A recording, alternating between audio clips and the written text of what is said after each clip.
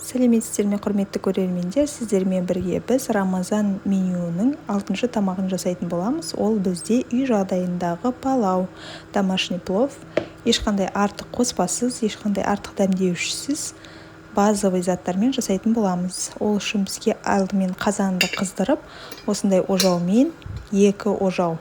Бұл 2 ожауды есептейсіз. 1 килограмм күрішке есептелген 2 ожау май құйып аласыз. Майды әбден қыздырып алған соң, қасына пиязды ашып сыртын салатын боламыз. Майдың қаншалықты деңгейде қызғанын сол көрсететін болады, сол арқылы білеміз. Негізі үйде болса 100 мл-дей зығыр майын қоссаңыз болады, сары майдың орнына алмастырып. Және де осындай пиязды бірге қуыратын боламыз. Осы пиязымыз қатты күйгенше майда қыздырып қуырамыз.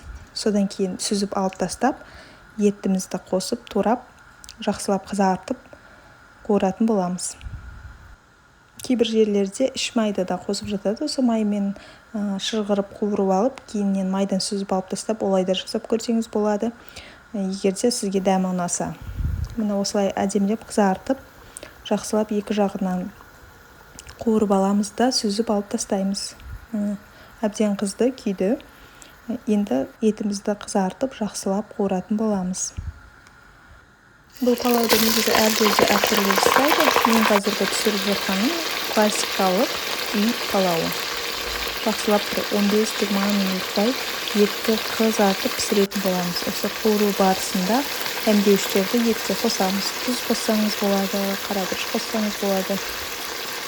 Негізінен әрбір қаланың орталық базарларында сіздер көрген болсаңыздар, приправа сататын бір лавка тұратын болады. Сол жерге барып, маған осы палауға арналған приправа жасап беріңіз десеңіз, әрбір барбарис қосып, сушеный паприка, неше түрлі приправаларды қосып, дәл осы палауға қосатындай қылып қолдан жасап береді.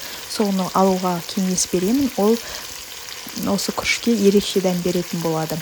Жай тұзбен қарабұрышқа қарағанда соны қоссаңыз, палаудың нағыз өзінің дәмі шығатын болады. Және де осы бүгінгі біздің классикалық болғандықтан тек қана бұрышпен тұзды ғана қосатын боламыз. Жақсылап қуырып алған соң сәбізін қосатын боламыз.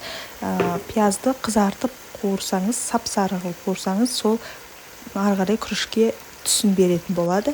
Және де көбірек бірге бір, мысалы 1 килограмм сіз күріш қоссаңыз, 1 килограммнан асырып сәбіз қосатын боласыз. Сәбізі көбірек болса, соғұрлым дәмдірек болады. Осы дәмдеуіштерді осы қуыру барысында қосып аласыз. Тағы да осы сәбізге қант қоссаңыз дәмдірек болады. Және де өзіңіздің қалауыңызға қарай, егер сізге ұнаса, зираны да осы моментте қосып жіберсеңіз болады.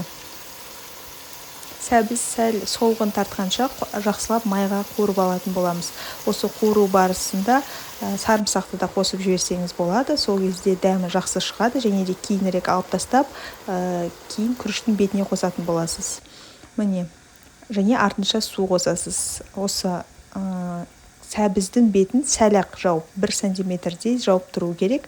Және де тағы да қалауыңыз болса, қант қоссаңыз болады, тұз қосасыз, сәл дәмін келтіру үшін.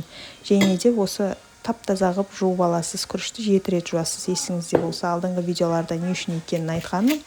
Крахмалы әбден кеткенше жақсылап жуып аламыз. Және де жақсылап қайнап, етіміз пісті-ау дегенде, жарты сағат, 1 сағат қайната бересіз. Отын баяу қойып, сол уақыт өткеннен кейін күріштің сала берсеңіз болады. Күрішін тегістеп шығып, сәл ғана 2 сантиметрдей ғана жоғары суын қарайсыз.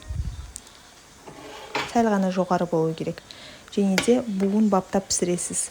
15 минут сәл қаттырақ отта қайнатып алған соң, осылай араларын ашып шығамыз. Кішкене ауа кіріп, және де судың деңгейін тексересіз. Осы уақытта сарымсақты да қосып жібересіз. Палау өзі ауырлау тамақ болған соң, оның қорытылу жеңіл болу үшін міндетті түрде біз көк шай лимонмен жасайтын боламыз. Қасына бал қоссаңыз болады, өзіңізге ұнайтын тағы да шай түрлерін қоссаңыз да болады.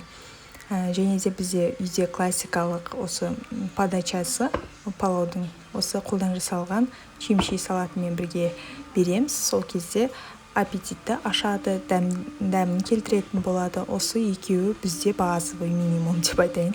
Және де міне палауымыз пісті, жақсылап қызарып, күріші жұмсақ болып піскенін қадағалап, қарап пісіреміз. Ас болсын.